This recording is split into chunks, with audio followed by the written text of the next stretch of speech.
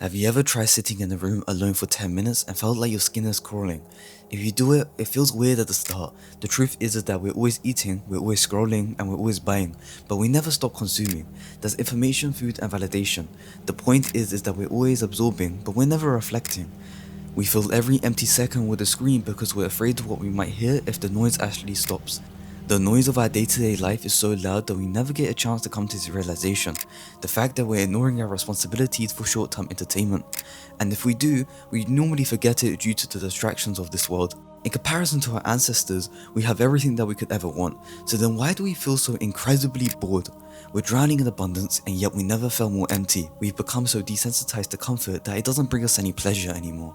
And if this continues, some of us might look towards other vices to give us that same high. So how do we break this cycle that is designed to trap us? Sometimes the only way to move forward is to take a step backwards. By removing some of the extra dopamine, it can give you a newfound appreciation for it, making you enjoy it more in the long term.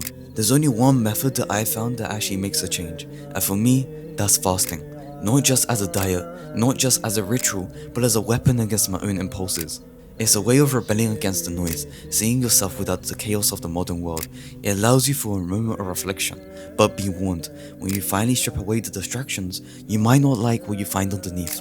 Many people won't like what they see in that reflection. You've spent so much time ignoring yourself for the pleasure of this world that you might not recognize the mess that you've become. But the hard part is yet to come.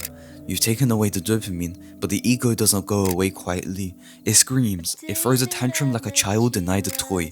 It tells you you're starving, you're frustrated, you're weak. Therefore, the urge to quit becomes almost physical. This is the moment where most people quit. They think that pain means something is wrong, but the pain just means the mask is dying. When you ignore it, it gets quieter. When you persevere, it becomes mute. The ego is yelling, but when you finally push through, you realize that it was lying this whole time. The monster wasn't real, it was just a shadow on the wall. With an empty stomach, your ego has no power. And then, suddenly the noise is gone, the struggle breaks, and you're kinda left with this silence. Not the scary kind from before, but the peaceful kind. After that part, it just gets easier from there. Keywords like peace, presence, and gratitude come to my mind. I'm sure you get the idea. At the end of all of this, you realize that less is more. When removing yourself from the loud chaos of this world, you're able to hear clearly. You realize that you don't need more to be happy, you just needed to empty yourself from everything that wasn't you. You finally sit there, hungry but calm. Your stomach is light, your mind is full, and now you're authentic. This clarity changes how you see the world. You stop looking at things and start seeing them for what they actually are. The way the light hits the wall, the texture on the ground, and the story in a quiet moment. If you want to learn how to capture this perspective, not just consume content, but create art that documents your journey, I built a small space where I teach exactly this. I show you how to use your camera to freeze moments of clarity.